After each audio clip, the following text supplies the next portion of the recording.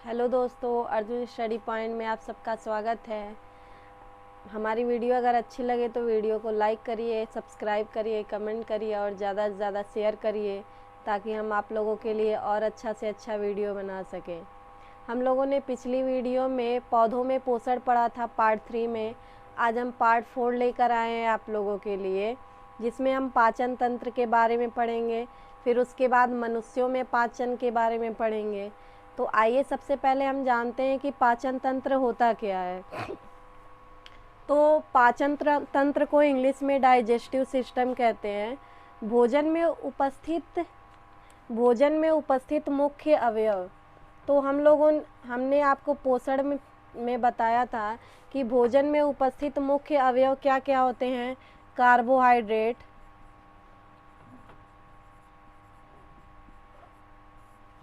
Protein, वसा, यही मुख्य अवयव होते हैं। यानी भोजन में उपस्थित मुख्य अवयव कार्बोहाइड्रेट, प्रोटीन, वसा, ये क्या है? जटिल पदार्थ होते हैं। जो कार्बोहाइड्रेट, प्रोटीन, वसा है, ये क्या होते हैं? जटिल पदार्थ होते हैं। और हमारा जो शरीर है वो जटिल पदार्थों को ग्रहण नहीं कर सकता। हमारा शरीर जो है वो सरल पोषक पदार्थों को ग्रहण करता है। जैसे मान लीजिए प्रोटीन है, तो प्रोटीन क्या है? एक जटिल पोषक पदार्थ है। ये क्या है? जटिल पोषक पदार्थ। यानी कि प्रोटीन किससे मिलकर के बना होता है? प्रोटीन ढेर सारे अमीनो अम्ल से मिलकर बना होता है।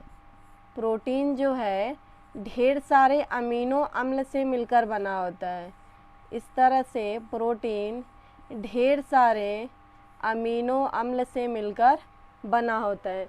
तो प्रोटीन ढेर सारे अमीनो अम्ल से मिलकर बना होता है, यानी ये एक जटिल पदार्थ है। तो इस अमीनो अम्ल को हम अलग अलग कर देंगे तो ये क्या हो जाएंगे? सरल पदार्थ हो जाएंगे, सरल पोषक पदार्थ। तो अब हमारा शरीर इन्हें आसानी से ग्रहण कर सकता है।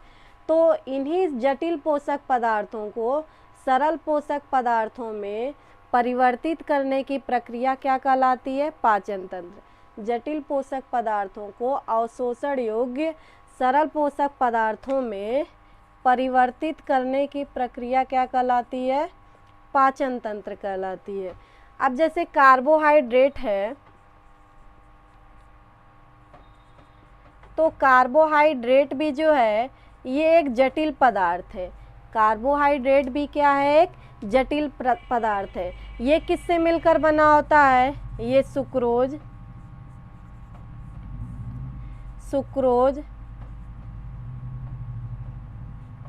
ग्लूकोज प्लस फ्रक्टोज से मिलकर के बना होता है। तो ये क्या है? Carbohydrate sucrose, glucose plus fructose से मिलकर बना होता है। तो ये क्या है? एक जटिल पदार्थ है। और ये किससे मिलकर बना होता है? ये कई सारे ग्लूकोज।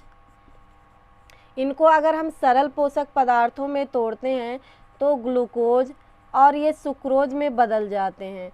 तो ये क्या है? सरल पदार्थ है। यानी कि हमारा जो शरीर है ये कार्बोहाइड्रेट, प्रोटीन, वसा को यानी कि जटिल पोषक पदार्थों में ग्रहण नहीं करता है। हमारा जो शरीर है भोजन को सरल पोषक पदार्थों के रूप में ग्रहण करता है। तो इन्हीं जटिल पोषक पदार्थों को सरल पोषक पदार्थों में बदलने की प्रक्रिया क्या कहलाती है? पाचन तंत्र कहलाता है।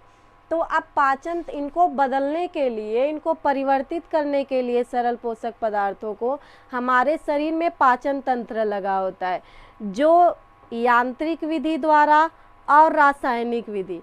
अब यांत्रिक विधि और रासायनिक विधि क्या होती है? हमारे शरीर में क्या लगा होता है? पाचन तंत्र होता है, जो यांत्रिक विधि और रासायनिक विधि द्वारा भोजन को छोटे छोटे अणुओं में क्या कर देता है? तोड़ देता है। जैसे ये आप लोग देख रहे हैं कि प्रोटीन ढेर सारे अमीनो अम्ल से मिलकर बना है, तो इनको छोटे छोटे अणुओं में तोड़ देता है। तो जैसे हम भोजन मुख से करते हैं तो हम मुख को चला रहे हैं, तो ये मुख को जो चला रहे हैं ये क्या है? यांत्रिक विधि है। और हमारे मुख में जो रिएक्शंस होते हैं, जो अनेक प्रकार के एंजाइम्स निकलते हैं, लार ग्रंथियां होती हैं, उनमें से लार निकलता है, ये क्या होता है? रासायनिक विधि होता है। तो हमारा जो भोजन है यांत्रिक विधि द्वारा और रासायनिक विधि द्वारा छोटे छोटे अणुओं में इसे क्या किया जाता है? तोड़ा जाता है। तो जटिल पोषक पदार्थों को अवशोषण योग्य सरल पोषक पदार्थों में तोड़ने की प्रक्रिया क्या कहलाती है? पाचन तंत्र कहलाता है। तो आप लोगों को उम्मीद है कि समझ में आ गया होगा। आइए अब हम इसकी परिभाषा लिखते हैं। तो आइए हम इसकी परिभाषा लिखते हैं। हमारे भोजन में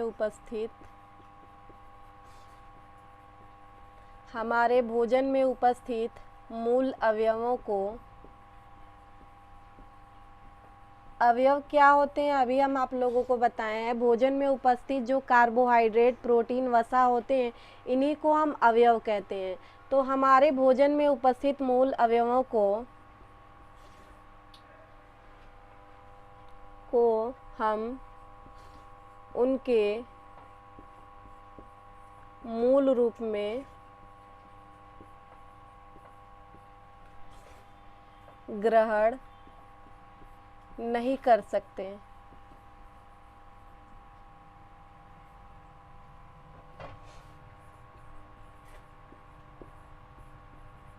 अतः इन्हें पाचन तंत्र में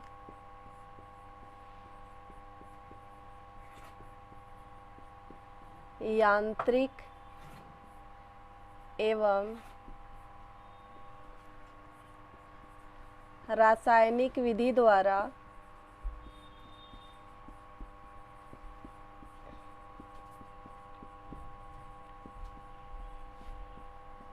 छोटे छोटे अणुओं में परिवर्तित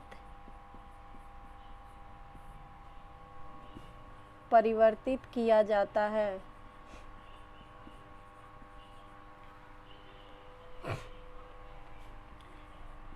जटिल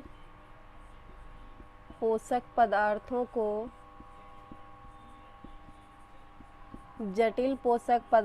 को अवशोषण योग्य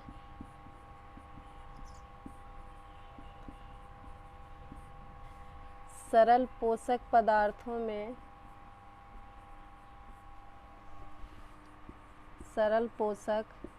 पदार्थों में परिवर्तित करने की प्रक्रिया पाचन कहलाती है। यानी कि हमने आपको क्या बताया कि हमारे भोजन में उपस्थित मूल अवयव यानी कार्बोहाइड्रेट, प्रोटीन, वसा जो होते हैं, ये एक जटिल पदार्थ हैं। तो हमारा शरीर उन्हें मूल रूप में यानी प्रोटीन, कार्बोहाइड्रेट, वसा को ग्रहण नहीं कर सकता। अतः इन्हें पाचन तंत्र में यांत्रिक विधि जैसे हम मुंह चला रहे हैं, ठीक है, या हमारे मुख में दांत होते हैं, जीभ होते हैं, इनके द्वारा हम भोजन को कुतरते हैं, इधर उधर धकेलते हैं जीभ के द्वारा। फिर हमारे पाचन तंत्र में आमाशय पाया जाता है। ये सब क्या है? यांत्रिक विधि है। और उनमें जो एंजाइम्स वगैरह निकलते हैं, जो रिएक्शंस होता है, छोटे छोटे अणुओं में तोड़ा जाता है अनेक प्रकार के एंजाइम्स के द्वारा, वो क्या है? रासायनिक विधि है। तो अतः इन्हें पाचन तंत्र में यांत्रिक एवं रासायनिक विधि द्वारा छोटे छोटे अणुओं में, जैसे हमने बताया अभी कि प्रोटीन क्या है? ढेर सारे अमीनो अम्ल से मिलकर बना है। तो हमारा शरीर ढेर सारे अमीनो अम्ल को ग्रहण नहीं कर सकता, उन्हें छोटे छोटे अणुओं में परिवर्तित करना पड़ता है। तो उन्हें यानी पाचन तंत्र में यांत्रिक एवं रासायनिक विधि द्वारा छोटे छोटे अणुओं में परिवर्तित किया जाता है, यानी छोटे छोटे अणुओं में तोड़ा जाता है, बदला जाता है। तो हम इतना भी परिभाषा केवल लिख सकते हैं कि जटिल पोषक पदार्थों को अवशोषण योग्य यानी हमारा शरीर जो है उन्हें ग्रहण करने योग्य सरल पोषक पदार्थों में परिवर्तित करने की प्रक्रिया क्या कहलाती है? पाचन कहलाती है। यानी जटिल पोषक पदार्थ जो प्रोटीन, कार्बोहाइड्रेट, वसा होते हैं, ये जटिल पोषक पदार्थ हैं, तो इनको हमारा शरीर अवशोषण योग्य सरल पोषक पदार्थों में इन्हें परिवर्तित करने की प्रक्रिया या बदलने की प्रक्रिया क्या कहलाती है? पाचन कहलाती है। तो हमारा पाचन खत्म हो चुका है। आइए हम आगे चलते हैं कि मनुष्यों में पाचन कैसे होता है।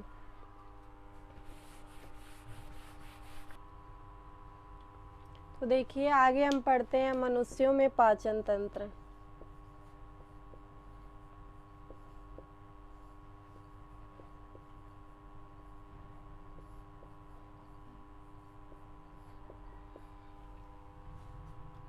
मनुष्यों में पाचन तंत्र यानी कि जो मनुष्य का पाचन तंत्र होता है, मनुष्यों में पाचन तंत्र, मनुष्यों में पाचन तंत्र आहार नाल एवं सहायक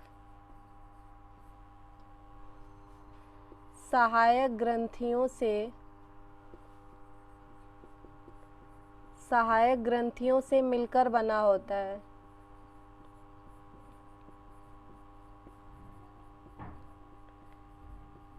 यानी कि मनुष्यों में जो पाचन तंत्र होता है वो किससे मिलकर बना होता है?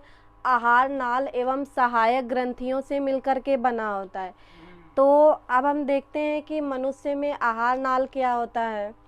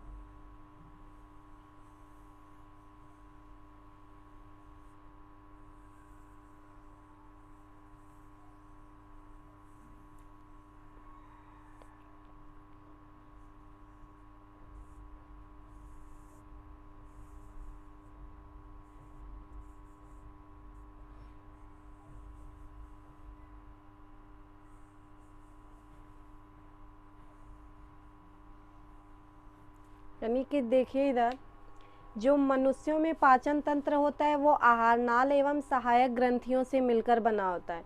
आहार नाल उसको इंग्लिश में एलिमेंट्री कैनाल बोलते हैं। तो एलिमेंट्री कैनाल जो होता है, जो आहार नाल होता है, ये क्या होता है? ये एक सिंगल पाइप होती है, एक सिंगल नली होती है, ठीक है। यानी कि जो आहार नाल होता है ये एक सिंगल पाइप होती है, एक सिंगल नली होती है जो मुख से लेकर के गुदा द्वार तक फैली होती है। जो मुख से लेकर गुदा द्वार तक फैली होती है ये 8 से 10 मीटर, कितनी? ये 8 से 10 मीटर लंबी नली होती है, ठीक है। आहार नाल क्या होता है? ये आहार नाल जो है ये मुख गुहा से लेकर के गुदा द्वार तक फैली एक सिंगल नली होती है। जैसे पाइप होता है ना, तो पाइप को हम क्या कर देते हैं, जब बहुत ज़्यादा बड़ी पाइप रहती है तो उसको हम फोल्ड करके घरों में क्या करते हैं, छोटे छोटे यानी कि उसको मोड़ करके रख देते हैं। उसी तरह से जो आहार नाल होता है ये भी एक सिंगल पाइप है। देखिए यानी यहाँ से ये स्टार्ट हुई है, फिर ये, यानी कि ये क्या है? सिंगल पाइप है, जिसको कहीं ये मोटा है तो कहीं चौड़ा हो गया है, थोड़ा सा कहीं पतला हो गया है, तो ये क्या है? एक सिंगल पाइप है, ठीक है।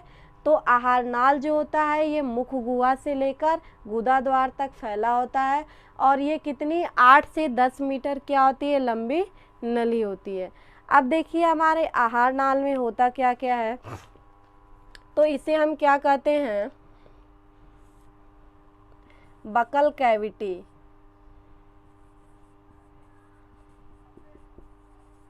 यानी मुख गुहा। इस भाग को हम क्या कहते हैं? ग्रसनी कहते हैं। इंग्लिश में इसको फेरिंग्स कहते हैं। इसे ग्रास नली कहते हैं। ग्रास नली इंग्लिश में ईसोफेगस। इसे अमाशय कहते हैं। इंग्लिश में इसको स्टमक कहते हैं। ये जो होता है छोटी आंत, ये यहाँ से लेके यहाँ तक जो होता है पूरा, ये सब क्या है? छोटी आंत है। छोटी आंत के कितने भाग होते हैं? 3 भाग होते हैं। यहाँ हम लिख देते हैं। जो छोटी आंत होती है, छोटी आंत के 3 भाग होते हैं। पहला होता है ग्रहणी, जिसे डेडुनम कहते हैं। दूसरा होता है मध्यांत्र, जिसे हम जेजुनम कहते हैं। और आखिरी भाग होता है शोषांत्र, जिसे हम इलियम कहते हैं। तो छोटी आंत का पहला भाग ये आप देख रहे हैं। तो यहाँ से यहाँ तक ये जो पहला भाग होता है ये ग्रहणी होता है। ये जो मध्य का भाग है इसे हम मध्यांत्र कहते हैं। और जो लास्ट भाग होता है अंतिम, इसे क्या कहते हैं? शोषांत्र कहते हैं। छोटी आंत को इंग्लिश में स्मॉल इंटेस्टाइन कहते हैं। इसे ड्यूडेनम,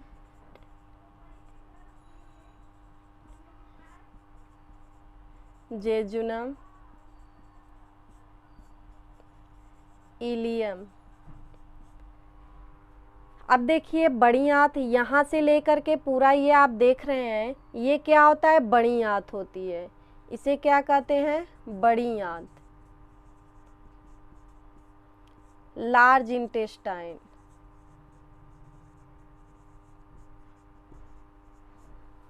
बड़ी आंत के भी 3 भाग होते हैं।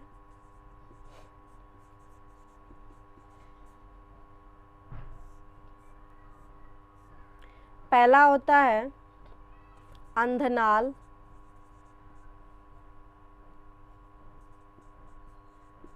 जिसे इंग्लिश में सीकम कहते हैं। दूसरा बृहदांत, जिसे कोलॉन कहते हैं।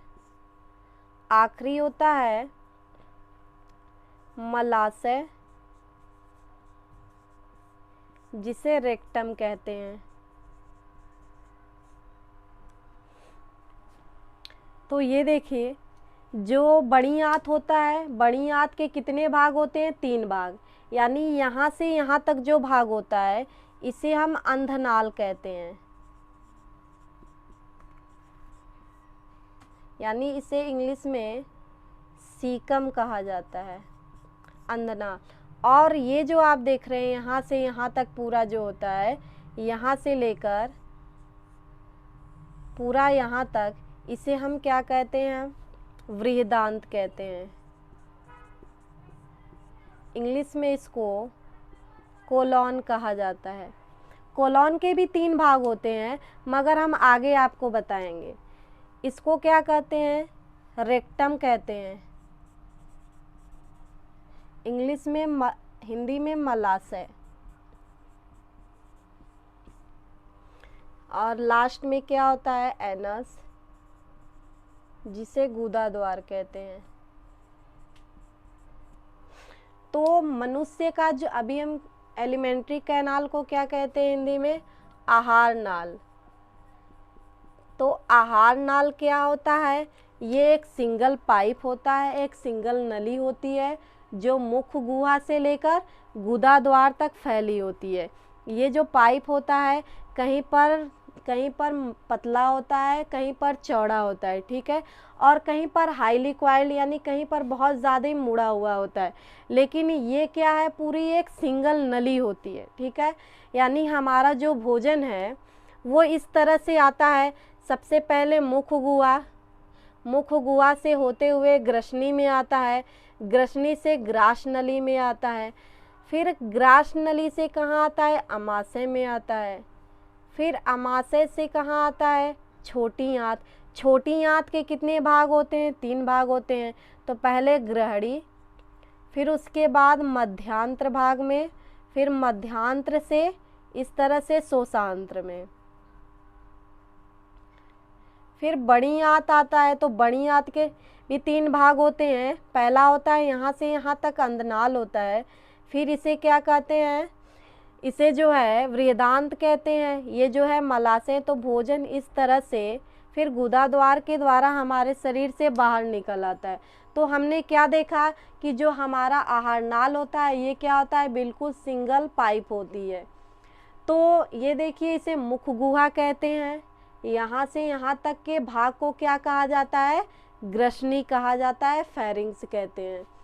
फिर ये देखिए यहाँ से यहाँ तक जो नली है इसे हम ग्रास नली कहते हैं, ईसोफेगस कहते हैं। फिर ये देखिए इसे क्या कहते हैं, अमाशय कहते हैं। फिर यहाँ से यहाँ तक जो होता है छोटी आंत, छोटी आंत के कितने भाग होते हैं, 3 भाग होते हैं, ग्रहणी, मध्यांत्र, शोषांत्र। फिर यहाँ से लेकर के यहाँ तक कितने बड़ी आंत है, तो बड़ी आंत के कितने भाग होते हैं, 3 भाग होते हैं, अंधनाल, वृहदांत, मलाशय। फिर क्या होता है, एनस, गुदा द्वार। तो हमारा जो आहार नाल है ये मुख गुहा से लेकर गुदा द्वार तक फैला होता है और इसकी नली कितनी होती है, 8 से 10 मीटर लंबी होती है। वैसे 10 मीटर के लगभग ही होता है। अब देखिए यहाँ पर जो ग्रास नली है और ये जो है ये श्वास नली का द्वार है। तो आप लोगों के मन में प्रश्न उठ रहा होगा कि यहाँ पर ग्रास नली का द्वार और श्वास नली, इसे हम क्या कहते हैं, श्वास नली।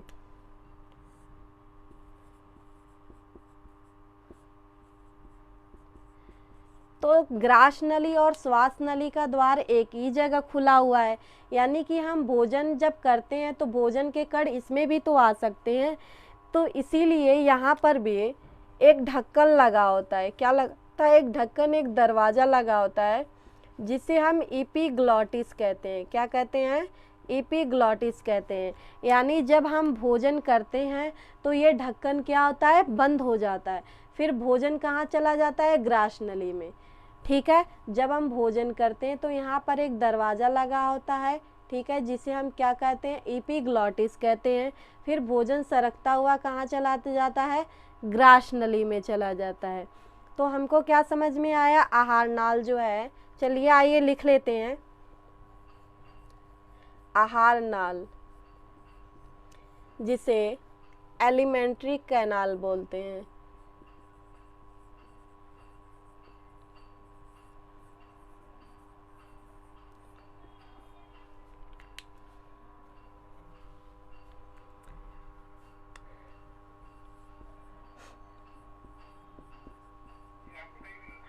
आहार नाल, आहार नाल मुख गुहा से लेकर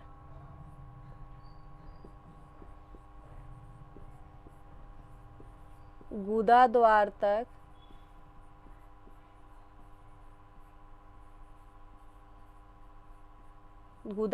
तक फैली 8 से 10 मीटर लंबी नली है।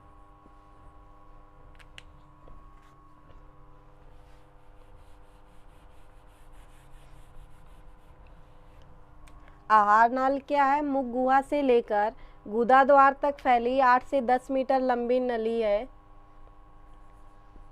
इसे जठरांत्र मार्ग भी कहते हैं।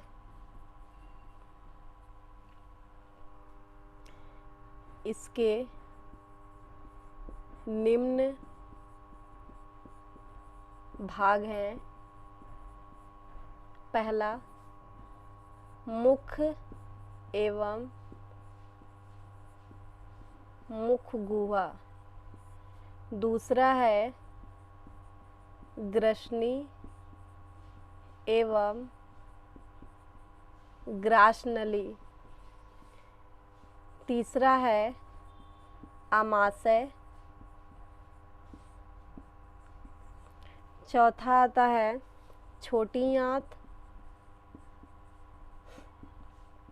और पांचवा बड़ी आंत।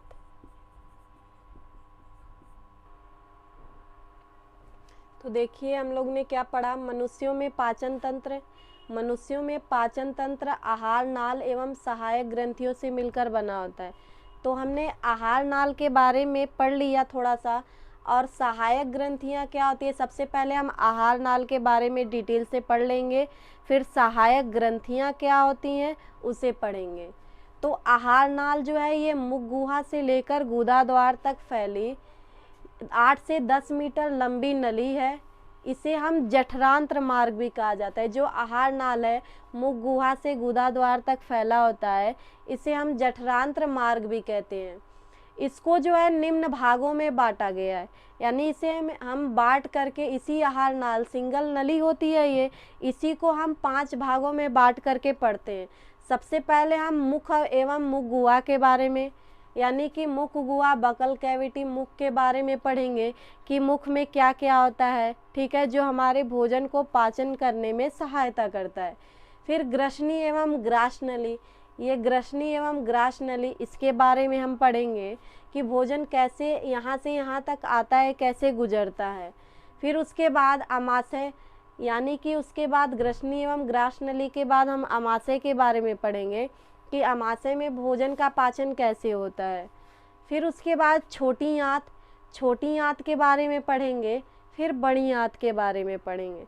तो यहाँ देखिए मुख, इसे क्या कहते हैं, मुख गुहा, भोजन पहले मुख गुहा से होते हुए, फिर ग्रसनी जिसे फेरिंक्स कहते हैं, फिर उसके बाद ग्रासनली जिसे ईसोफेगस कहते हैं। तो ग्रासनली और श्वास नली का मुख द्वार क्या होता है, ग्रसनी में ही खुला होता है।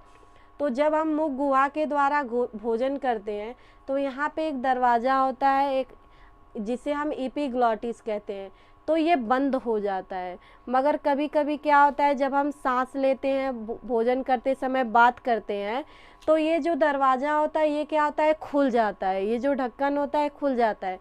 तो भोजन के कण इसमें चले जाते हैं, जिसके द्वारा हमें छींक और खांसी आती है, ठीक है।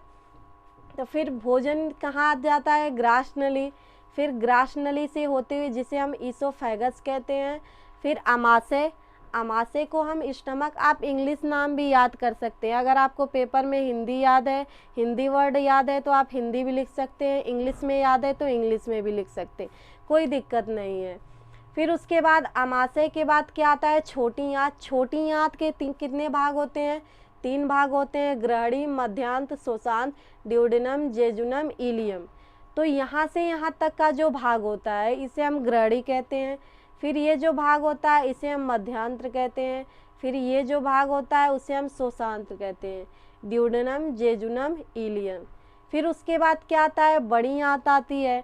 तो बड़ी आंत के भी कितने भाग होते हैं, 3 भाग होते हैं, अंधनाल, बृहदांत, मलाशय। तो अंधनाल को सीकम कहते हैं, फिर बृहदांत कोलॉन, फिर रेक्टम, मलाशय, फिर लास्ट में क्या होता है, एनस।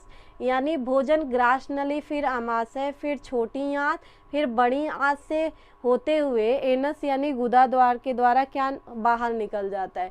तो यही है हमारा पूरा आहार नाल, यानी यहाँ से लेकर यहाँ तक ये लगभग 8 से 10 मीटर क्या होती है, लंबी नली होती है।